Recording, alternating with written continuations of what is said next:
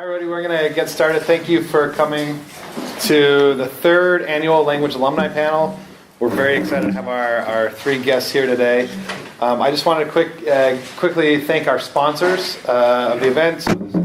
The event this year is sponsored by the Language Council, the Keck Center for Language Study, the Department of German, East Asian Languages and Literature, the Department of Classics, Romance Languages and Literature, Russian and Eurasian Studies, Middle Eastern Studies, University Studies, and the Center for International Programs. So I will now turn the time over to three fantastic students who helped us plan and organize this event, and they were the ones who made sure we had great food here, so if you're happy about the food, you can thank them. They are Jack Kerning, who's studying Chinese, Danny Mertz, who's studying Classics, and Emily Karovich, who's studying German. After they introduce our panelists, then we'll turn the time over to them, and they will speak to us about their experiences studying languages. So students, if you want to go ahead. I'm going to introduce Stephen Butler, who graduated from Colgate in 2009 with a degree in Chinese language and literature. After graduation, he lived in Beijing for a year or so before relocating to New York City, where he currently resides. He's currently a software engineer at Bloomberg, where he works on communication tools using natural language processing and machine learning. Before his current role, he has, among other things, worked as a data analyst and translator in community health centers, both served in and run in AmeriCorps programs, gotten a master's in linguistics, spent 6 months in intensive language programs in Indonesia, and built one of the world's first production chatbots in Indonesian. He is insistent that a commitment to language learning was integral in each step of his career thus far. So, Colleen Rice on your far right. Graduated from Colgate in 2006, majoring in the classics. And while at Colgate, she participated in an extended study in Rome her sophomore year and spent a semester abroad with the Venice study group her junior year.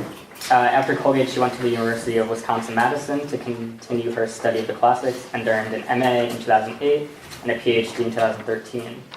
While in grad school, she spent a summer in Greece studying at the American School of Classical Studies in Athens. She currently teaches high school Latin for a distance learning school called Oak Meadow and lives in Baldwinsville, New York, with her husband and 2 young daughters. And last but not least, we have Tara Woods in the center. She graduated from Colgate in 2010 with a major in history and a minor in German. While at Colgate, she participated in the Freiburg Study Abroad group and was a member of the German Club in Cannosioni. After graduating from Colgate, she was awarded a Fulbright Fellowship to Germany. Tara currently lives in Washington, D.C., where she works as an immigration and international trade paralegal. She's also an evening student at the George Washington University Law School. So please give it up for our panelists.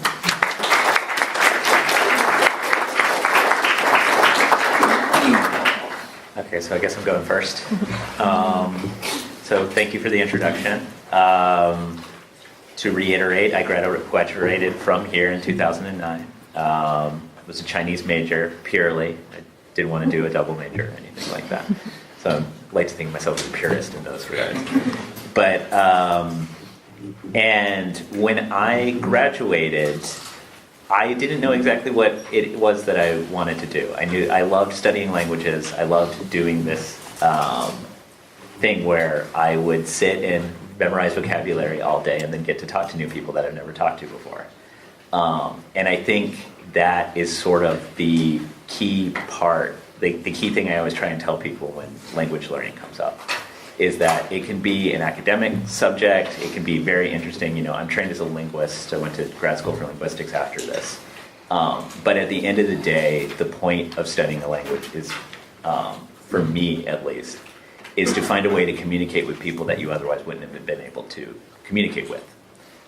There's a lot of people in the world, and a lot of them don't speak English.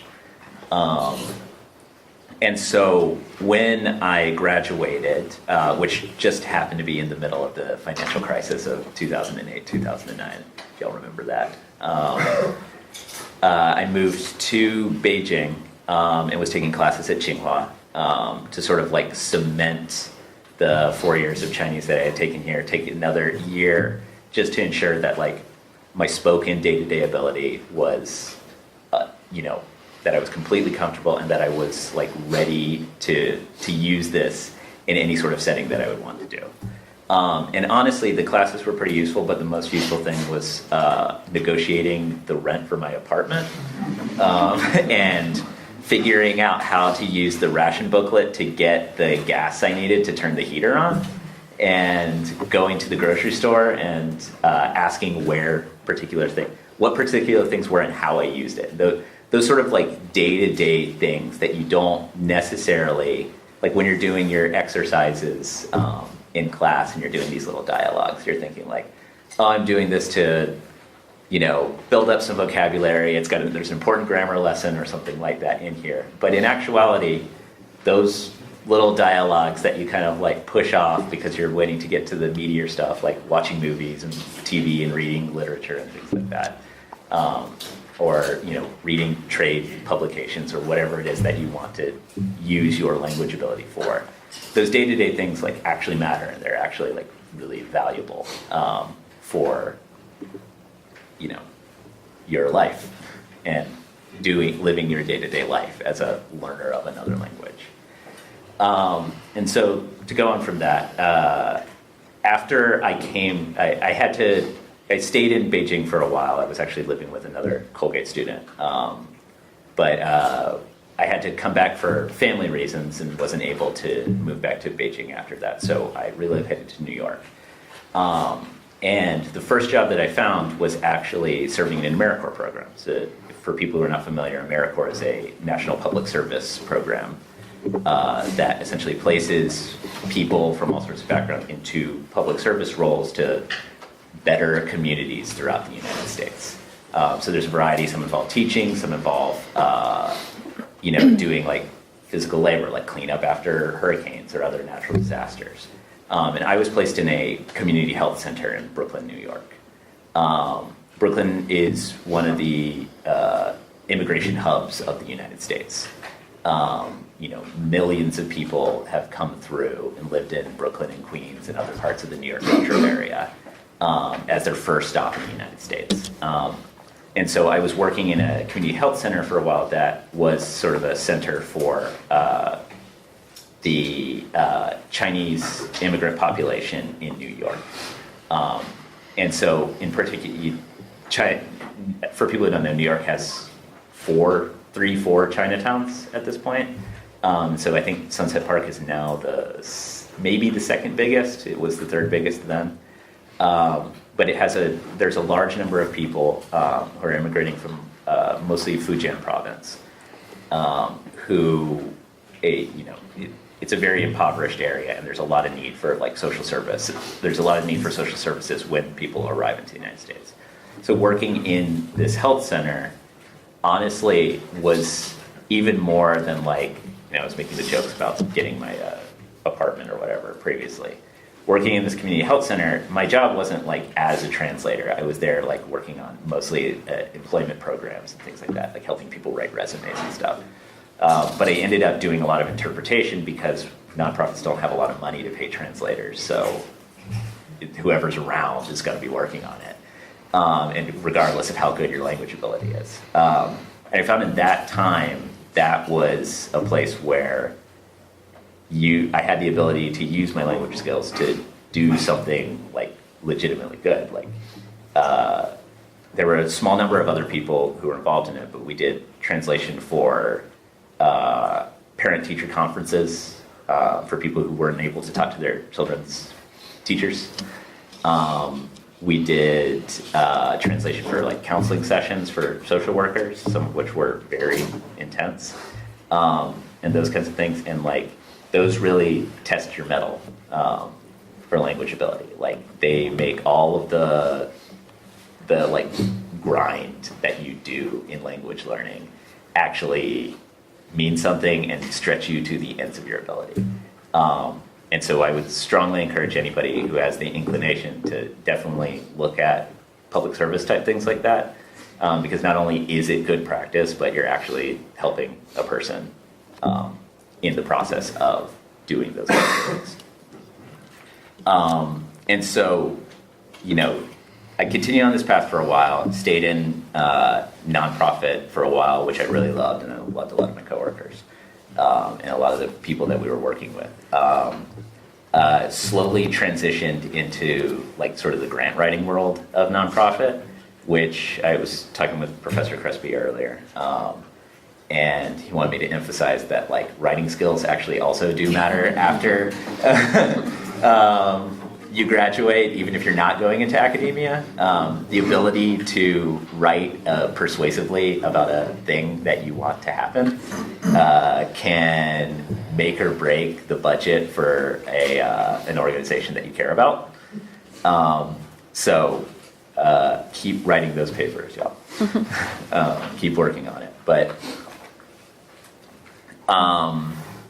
so after I was working in that for a bit, but I got restless, as I tend to, and applied. I applied for graduate school in linguistics because I loved the study of like the structure of language as much as I liked actually learning languages. And I was on a mailing list for this group called the Endangered Language Alliance. It's a New York-based organization that helps preserve endangered local languages throughout the world that are being like overtaken by bigger languages like English and Chinese. And like the populations are being, their languages are dying, and so this organization strives to at least document, if not preserve, some of these communities. And so I went to a poetry reading for the Endangered Languages of Indonesia. And this what inadvertently introduced me to the world of government funding for language study abroad, even when you're not in school anymore. So don't forget this part.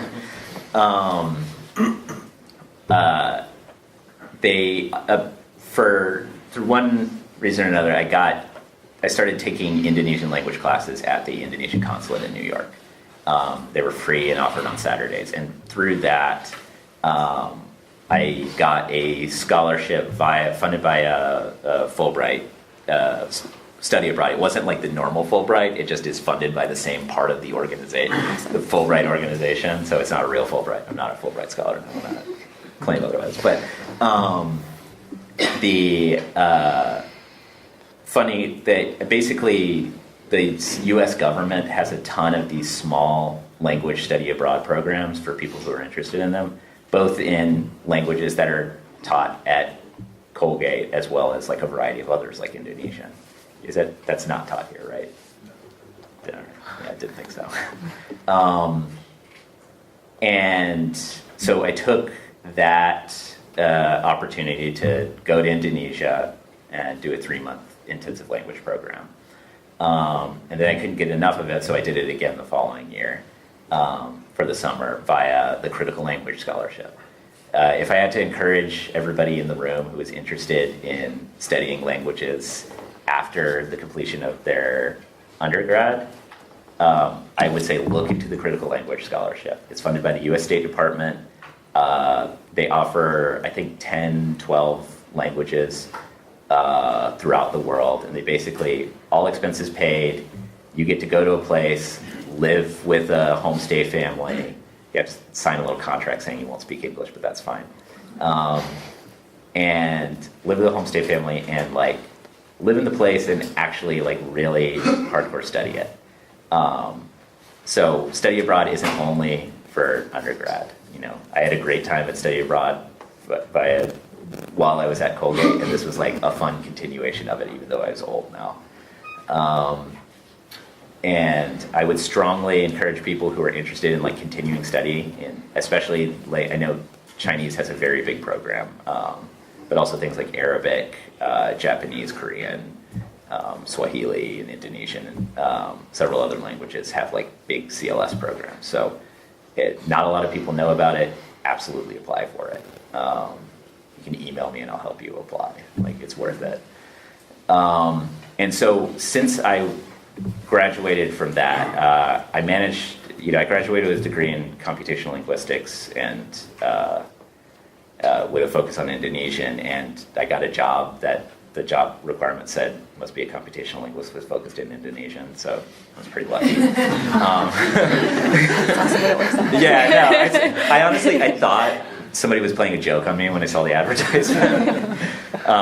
Weird little things happen like that. So I very rapidly became involved in the world of software engineering, which was not what I expected I was going to be in. Again, I didn't major in computer science and didn't touch a computer my entire time at Colgate except to write papers. But I ended up turning into a programmer and was working in natural language processing. So for people who don't know, that's the domain of computer science that focuses on language, like taking pieces of text and trying to identify what is it saying, what are the entities, or as we usually call them, that are being referenced here. How do we determine what this person is saying or not without actually having a person come in and say what it is?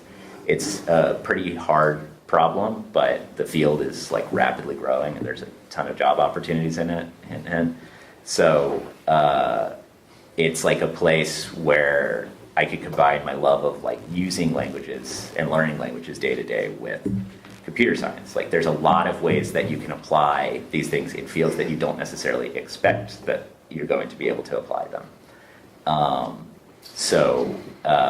I was worked on that for 2 years. As I mentioned, the Indonesian chatbot, which is currently live in Indonesia for DBS Bank. I doubt anybody uses. It's a Singaporean bank.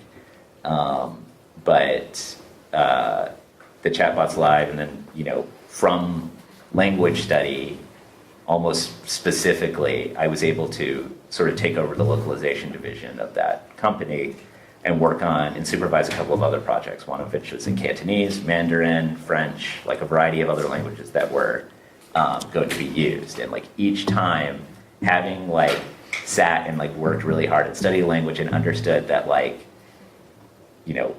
it's really important to be able to explain to your bosses sometimes that like, you don't just plug things into Google Translate and it works. And I hope nobody's doing that on their homework, right? Those kinds of things don't work. Like you actually have to study this. This stuff is actually hard. Language is complex and unsolved as a like computer science problem. So each step in my career, like graduating is, studying Chinese because I like learning the language and I like reading Chinese literature, like can take you on a variety of paths that you're not necessarily going to know until they kind of smack you in the face. And so like, I'll basically kind of leave it there. Like study a language as an end as well as like a means to something else. Like study as an end, like you will get something out of this no matter what. If it's one interesting conversation that you wouldn't have had with somebody, or if it's like a career opportunity that you never would have had, there's a lot of ways that like building this skill in your life can enrich it that you're not going to know now. You're not going to predict what it's going to be, how it's going to be used later in your life. I think I'll stop there.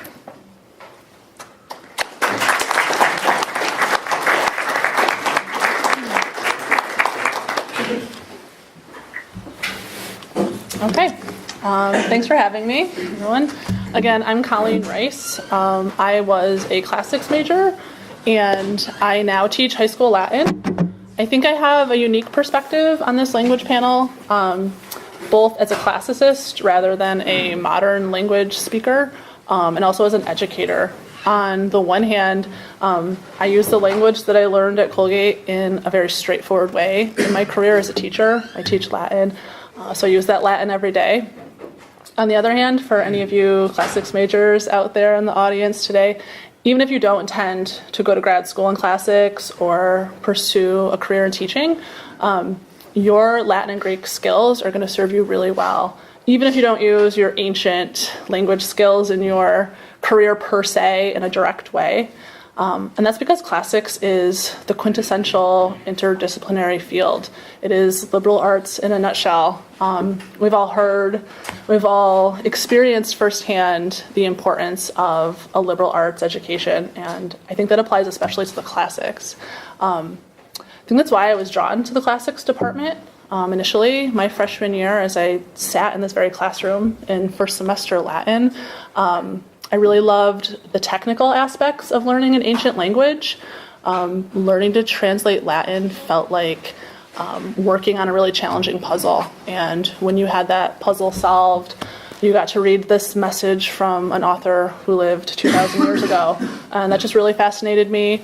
But I also loved how deeply connected the languages are to the culture and history and philosophy of the ancient world. I just was really fascinated by the classics. I decided to be a classics major, well, initially a Latin major. So I wanted to be a Latin teacher, decided to be a Latin major at first. And if I had any doubt about that decision, the idea about going abroad in Italy really helped finalize my decision. I was fortunate enough to have 2 opportunities to study abroad while I was at Colgate. First, I did the extended study to Rome in my sophomore year, and then I went to Venice with the Venice study group my junior year. I think it goes without saying, everyone's going to talk here about the importance of living in a country where they speak the language that you're learning, but I'd go even further and say that studying abroad is just going to give you the opportunity to experience a country in a way that you may never have a chance to do again as a tourist, although I guess you could have the opportunity to study abroad after college. So take the opportunity to do it now while you can. Your life and your career may not allow for you to live in a country for 3 or 4 months ever again. So if you're on the fence about going abroad, just do it, okay? So when I was in Venice, the group was led by Professor Rebecca Amarin, who is a classical archaeologist. So our group that year had a focus on classics and on the archaeology of Italy. So we did some really incredible things that, again, I think many tourists maybe wouldn't think to do or go out of their way to do. We spent time in northern Italy and saw the 5,000-year-old Iceman named Ötzi in the Dolomites. We spent time in Sicily seeing Greek sites there.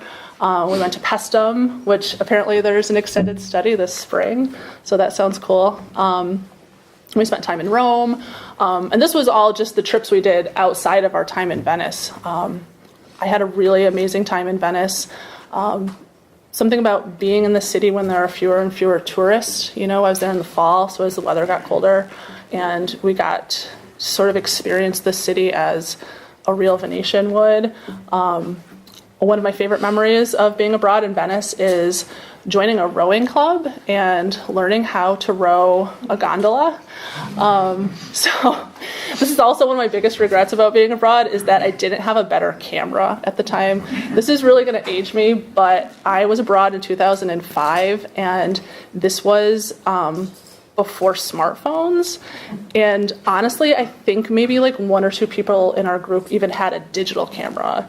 So I had a chance just once to row a gondola down the Grand Canal, and a friend of mine was standing on a bridge and had a chance to take a photo of me with a camera that has actual film. And so I have this photo, but it's really blurry and you can't tell it's me. So I'm a little sad about that. I have the memory, but I have no photographic evidence. So yeah, going abroad is it's amazing. Do it while you can. I should add, too, that I wasn't speaking Latin while I was living in Italy, although we did go to the Vatican. But I was learning Italian, and that actually was very helpful to me later on in my graduate career, which I can speak about in a moment. So when I came back to Colgate after being abroad, I wouldn't say that I had a newfound love of the classics, because I already knew that I loved the classics. But I was sort of inspired. At that point, I changed my major from Latin to classics, so I started learning ancient Greek. I still wanted to be a Latin teacher. I had that idea sort of since freshman year when I really fell in love with Latin. But I wanted to learn the Greek, and I also just wanted to learn as much about the classics as I could. I wanted to go to graduate school and just continue my education in the classics before switching roles and becoming a teacher myself. So I went to graduate school at the University of Wisconsin in Madison. That's where I got my master's degree and my PhD. People often ask me how I ended up in Wisconsin, and the truth is it was just a really good fit for me personally, but I also really liked that their grad program seemed to emphasize teaching more than other grad programs. And I saw that as an asset more than anything else. I still wanted to be a teacher. I wanted to get a lot of experience teaching before I had my first job. And I did. I got a lot of experience. I was able to teach a variety of Latin courses, Greek and Roman Civ, classical mythology. I had the opportunity to lecture 400 mythology students, which, wouldn't happen here at Colgate, and it still terrifies me to think about it. But it was a really good experience for me. It was a good learning experience. And all of that teaching in grad school really honestly put my time at Colgate into perspective. My very first year of graduate school, I had a teaching fellowship, and I knew I'd be teaching. I didn't know for sure what kind of training I would get or what kind of supervision I would have as a TA, and I had none. So I think I did a pretty good job, but I know that I was a much better teacher even a couple of years later. So I would just say, appreciate how fantastic your professors are. At this small, very prestigious liberal arts school, you're never going to walk into a classroom on the first day of the semester and have a TA, who has literally never taught a class before. So, but I'm grateful for that because I learned on the job. I learned as I went. I changed things up as I went, and as I said, every year, I know I was a better teacher. And I just felt really prepared as a teacher when I did graduate. So back to Italian for a moment. As a classics scholar, a classics graduate student, you're required to learn 2 modern languages, have a reading knowledge of 2 modern languages in addition to English. And that is so you can read classical scholarship in those other languages. So when I got to graduate school, I had that experience with Italian, and that was a huge help right away when I got to grad school because I could pass that sight exam right away and get that out of the way. I also had to learn German, which I hadn't dabbled in at Colgate, but I really think that having learned 3 languages at Colgate really helped prepare me for that in grad school, and I was able to learn German pretty quickly, at least as far as reading knowledge goes, and pass that exam in my second year. So languages at Colgate will really, really help prepare you for whatever you do later on. I think you learn one language, and then it's that much easier to learn the next one after that. So take all the languages. So when I did graduate, I found the job that I have today. I teach high school Latin for a private school called Oak Meadow. It's a distance learning school that's based in Vermont, and I work remotely from my home in upstate New York. It is a really unique kind of non-conventional kind of teaching. My students are all independent learners, so they're all completing their Latin courses individually on their own. I don't meet with all of my students at one time. I work with each one of them individually. So it's really kind of neat. I get to know my students really well on a personal level. And I have some really fascinating students because this is all, distance learning. We communicate, on the phone, email, chat, video chat, whatever works for the student in that particular case. But I have some really fascinating students. I have many students who live abroad and just want an American education. I have students who are competitive athletes or aspiring musicians, dancers. So, as I said, it's been a really unique experience. I've learned a lot doing this, but I am also sort of starting to look for opportunities to teach in a traditional classroom again. There is a shortage of high school Latin teachers right now, so anyone in the classics who thinks they might like the idea of teaching Latin, I'd be happy to talk to you about it later on. But I currently don't have teaching certification in New York State, so but I do see my career heading that way next. So I'm enrolling in Clarkson University's MAT program starting this spring, and that'll fulfill the requirements for New York State teacher certification. So hopefully in the very near future, I will be teaching Latin for a public high school. So that's my experience with language at Colgate, and in my career. I'm happy to answer any questions you have later on.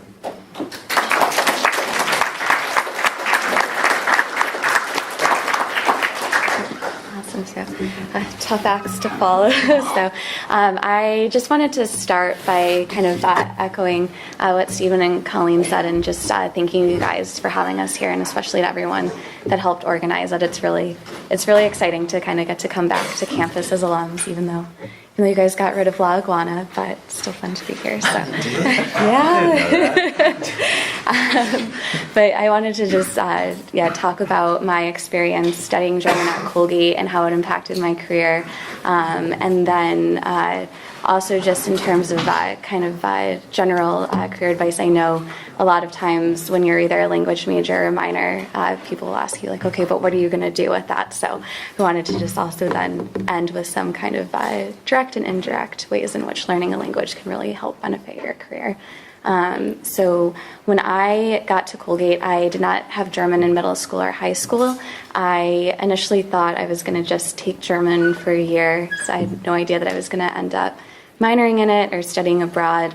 My dad's side of the family speaks German, so I thought it would be, I enjoyed taking languages, and so I thought it'd be fun to take for a year, learn a few phrases, to talk to my grandma, and then like finally understand some of the Christmas music that we listen to every year. But I ended up absolutely loving my language classes at Colgate and just really fell in love with German. So when it came time to decide where to study abroad, I was really excited that I got to do the Freiburg study abroad program, which if anyone in here is taking German at Colgate or interested in taking it, I highly, highly recommend going on that program. And then also I know that you mentioned earlier, so this is probably a situation where we're kind of preaching to the choir, and a lot of you are probably either majoring and minoring in languages or interested in study abroad. But if you are someone who's on the fence, or if you have friends that aren't sure, encourage them to do it as well. So this is kind of an embarrassing aside story, but I was that person that was a little bit on the fence and ended up absolutely loving it. And poor Professor Baldwin knows the story because she dealt with it. But I was actually, when we studied abroad, I was terrified on the first day when we got to Freiburg and she dropped us off on the dorms. And I was actually the person in our study abroad group that started crying when we got there. But it got a lot better and I still absolutely loved it. So chances are if you're on the fence, you're not going to be the person that's going to cry on the first day, and you'll have a wonderful time as well. So for those of you that aren't sure, like please do it. It will be a really good life decision. I absolutely loved my time abroad. We got to you get to live with German students when you're there, which is a really great immersion experience to have. We take 2 classes with your German professor from Colgate, but then you're also just taking classes at the university as well with other German students, which was a great experience as well. So I was a history major, so I got to take 2 history classes when I was there. And the experience was really life-changing. So I went from kind of being terrified of going over there to absolutely loving it. So when I started my senior year at Colgate, I was just instantly looking for ways that I could get back over to Germany, and had heard about the Fulbright program and applied and was lucky enough to get a English teaching assistantship fellowship program for the year, where I got to live in Cologne. So I taught grades 5 to 13. They had 13th grade at the time, not anymore, but I taught 5th to 13th grade when I was there, and it was an amazing experience. I was living in Cologne. I got to share did a couple different language speaking exercises with students. I talked about my experience about living in the U.S., and then it was also just anytime you get a chance to live abroad, you really get to immerse yourself in the language and the culture in that experience. And then I had a couple things that when I lived in Germany just really absolutely changed the course of my career as well. So I had a hard time getting a visa when I first got there. So it sparked an interest in the immigration process in Germany, because I had to go and luckily had German classes at Colgate, so I could go and read all the rules and go in and advocate for myself and why I should get this visa. So that sparked an interest in immigration, and also just for some of the immigration and migration issues that I saw with my students in the classroom as well, was something that really inspired me to delve into this area a little bit more deeply. And then I also, when I lived in Cologne, I was a student at the University of Cologne and audited a couple of law classes when I was there. And that was an amazing experience. I think anytime you live abroad, you get a chance to kind of see how their culture is different, and it really makes you reflect on your own culture as well. I took a comparative German and US law class, which was a great way. It really made you question a lot of things that you take for granted, and not just in a law class. I think we would all say that there's things that kind of catch you off guard and make you, things that you think are universal and they're really not. So we had a conversation about the jury system in the US on the first day, and all of the German students in my classroom were just absolutely appalled that juries in the US are made up of your peers and not legal professionals, whereas I was sitting there having no idea that there would be any other system in the world. So it led to a lot of really interesting conversations. And so because of that experience, I came back to the US and was really interested in pursuing a career in immigration law. So I applied for a couple immigration paralegal positions. I was lucky enough to get one, and I know, yeah, you had a very nice experience. Sometimes when you're applying for jobs, there's just something out there that perfectly matches all of your experiences. But I would also say, like, you know, cast your net pretty wide. And one of the best pieces of career advice I can pass along is if you do see some sort of job application and you're not qualified for it, but it's something you're really interested in, apply anyways, because they maybe are not going to get their ideal candidate that they have down on paper, and you might get the job instead. So I ended up getting an immigration paralegal position. So they wanted someone with 5 years of career experience. I only had one at that point, but because I could say that I had language skills and I could say that I had cross-cultural communication skills, both from my study abroad experience and living abroad, that's what helped me get that job that I was really interested in, even though I wasn't technically qualified for it at the time. But I will say I've absolutely loved my job working in the immigration law field. I do actually get to use German on occasion. So since it's immigration, we do a lot of corporate and family work, and we do some adoption and asylum as well. So you're constantly talking to people from different cultures and around the world. And when we have our German clients, it's really great because I'll get to speak to them in German on the phone a little bit, and then occasionally get to do like a German marriage translation or something like that, and kind of brush off some of my German skills, which is really great. And then because of my experience working as a paralegal, which I really enjoyed, I am also currently an evening law student.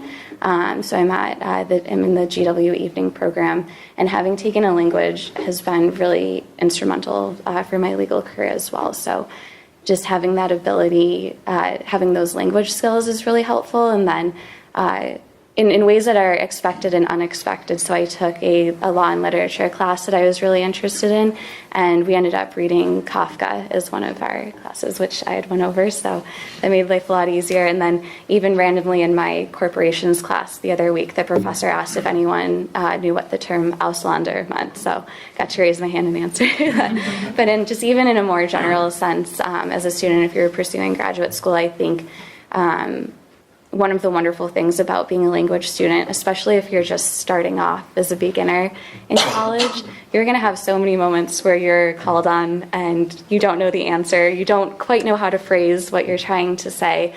But that experience is just going to make you so much better for your future career, because you'll get pretty good at improvising and just kind of relying on the words that you know. And so that will definitely help you in your future career.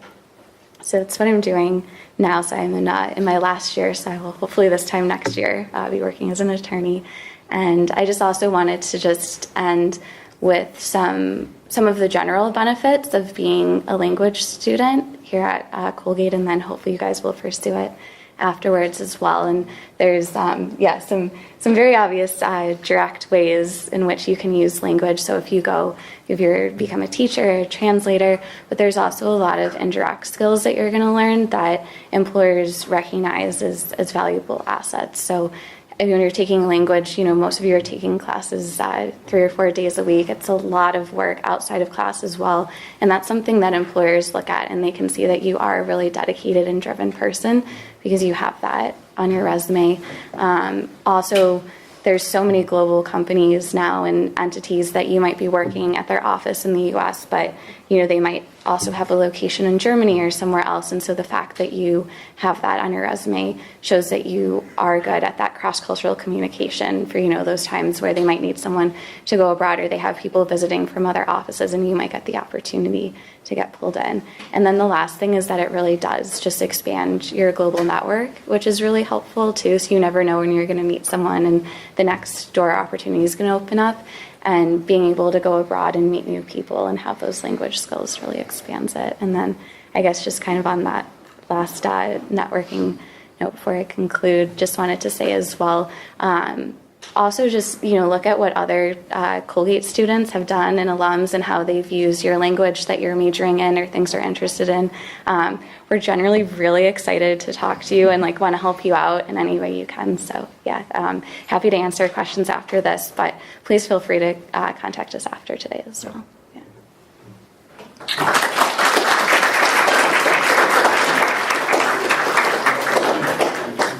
I think we have a few minutes if there are any questions for our panelists. Anybody has any questions? Yeah, so this is for you. When you said that you did the center, or the critical learning... Critical language scholarship? Yeah. Yeah, that one. You said that you had to sign a contract where you wouldn't speak English, and you were going to Indonesia, which you were only taking Saturday classes with. How much Indonesian did you know? Not a lot. So I could have I made sure to learn the basics of where are things? Where is the bathroom? What is that food? But not a ton. But let me tell you, if you sign that pledge and you stick to it, you'll catch up really quickly. Especially in an immersion type program where the expectation is, okay, you're living with a family now. This family does not speak English. You will figure out through pantomime, through rapidly consulting your dictionary all the time, to all sorts of things. You'll figure out ways to communicate with people, and you'll only get better at it as the challenges keep hitting you. But yeah, don't be afraid of going without very much language. I should also mention that tomorrow at 4:15 in Benton 200 there will be an information session about the Critical Language Scholarship. So we're making a push to help people apply for that. So be sure to show up tomorrow if you were interested in that. Other questions people have? Just out of curiosity, where in Indonesia did you live, and did you live with a middle-class family, or a more affluent, or less? Yeah, so the two times that I was there, the first I was in Central Java province the first time in a town called Salatiga, and the second time was in Malang, which is in Eastern Java, and both of the time I was with what I would describe as generally middle class families. They owned their own homes, and they did not receive a stipend for doing this. It was a volunteer thing, but they received reimbursement for meals and things like that, but not for the board. So it was a generally pretty immersive experience for general day-to-day life in both of those towns, sort of an average resident of. You were there for 3 months? Two times 3 months. Yeah. Did you learn any coding in your computational linguistics degree, or did you just jump right into it in your software engineering? No, I had to learn it as part of my master's. How did that go? It was a bumpy ride, but I had been doing data analysis, so I was familiar with some the high level concepts and things like that. But it was a matter of grad school is funny. It's a little different than undergrad in that, they'll say, well, you need to know this thing. Please know it by the next day. And so you have to, just dive in and grind on it. But, coding, like language learning, is a process of constantly practicing and constantly working through things. You're never not going to know everything all at once. But if you work on it continually over time, cut up to the level of being enough to do the job I needed to do.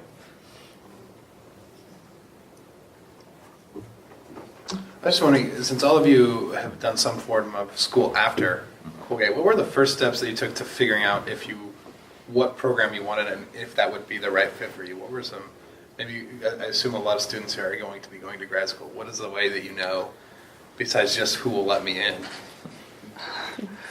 I don't know. Well, you've done a lot of grad schools. Yeah. Feels like so long ago. I honestly, I remember sitting in my professor's offices and just brainstorming programs. One professor would suggest, oh, I know so-and-so at this program. I mean, I think networking does come into it a little bit. And maybe that's because classics is just a slightly smaller field. I mean, there's only so many grad programs in the country. But I definitely sat down with my professors who just were like, oh, I know, so-and-so at this program. That might be a good place to look into. I applied to kind of a selection of schools. And I don't know, as I said in my talk, I think just Wisconsin spoke to me. I don't know. But I did apply to a bunch. And, you get into a few and then you decide from there, I did visit, that sort of thing. So not unsimilar to, deciding what college to go to. I don't know about you guys. So for law school, I initially started with a really broad search, and then in that process of telling the attorneys that I was working for that I was interested in going to law school, it then became very narrow because I was given the opportunity to work during the day and go to law school at night. So since I work in DC, that meant that my law school had to be somewhere that was nearby. So luckily, DC does have a lot of great law schools. And so what I really liked about GW, besides the fact that it was 15 minutes from my office, they have a really great immigration program there, and they also have really good international law programs. So that was a really big pull. And then I had actually also talked to a lot of Colgate alums that had gone to GW and was able to talk to them about their experiences, and they all really enjoyed it. So that was my experience. Mine was somewhat similar in that I had constraints on my options in that I would, for a variety of obligational reasons, I could not leave New York. And so that very quickly narrows the field for you. And because I needed to stay working and my partner was not able to move and anything like that. So I went through all the programs and I found basically the one that fit me perfectly, and I just decided with all of my will that I was going to get into it no matter what. And managed to do that. But, it takes a lot of planning and forethought to be there for it, just the way that applying to undergrad does. As I mentioned, preparing for what's it called? It's not GMAT. GRE. Yeah, I don't know why I can't remember that. Preparing for the GRE, getting recommendations, obviously, maintain good relations with your professors here. I very strongly encourage that in communication. And, go to the place and talk with the professors, because the professors are make or break for graduate school. You're either going to want to study with that person or you're not going to want to study with that person. And so you need to know that before you make your decisions on either the application process or post acceptance which one you're going to take. We have time for one last question if there's anybody. If not, I'd like to thank our panelists. As you can see, they all have very busy, active lives, so it's really great that they could come. So thanks to all of you for continuing.